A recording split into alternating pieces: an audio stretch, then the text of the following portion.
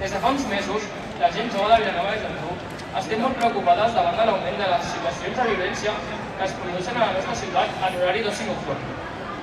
Aquesta violència, unida a actes incívics i vandàlics, que es produeixen sovint dins i al voltant dels locals d'oci nocturn de la ciutat, estan creant situacions d'inseguretat i també d'impotència davant de fets violents que requereixen mesures urgents per erradicar-los.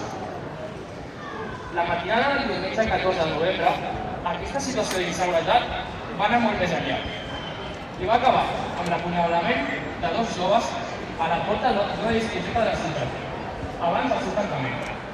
L'agressor masclista va començar a assetjar la jove, que angoixada per la situació es va adreçar al personal de seguretat, que no va intervenir en els fets. La jove va acudir llavors al seu grup d'amics per demanar ajuda, però això no va ser suficient, ja que es va repetir l'assentament, tot i l'existència de la jove per la secció de justícia.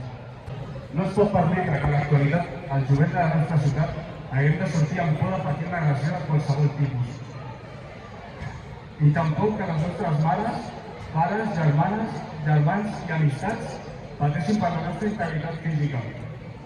És el moment que tota la ciutadania ens unim per instar l'Ajuntament a que revisi el model d'oci nocturn a la nostra ciutat i quin és el model que volem pel futur de Vilanova.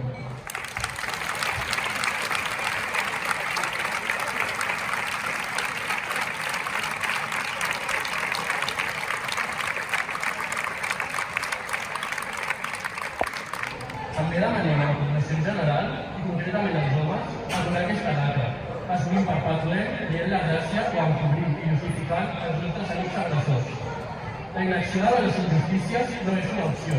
Mobilitzem-nos i solidaritzem-nos amb les persones afectades. Per últim, voldríem acabar aquest manifest dedicant un fort aplaudiment a la família dels afectats, ensenyant-la suport.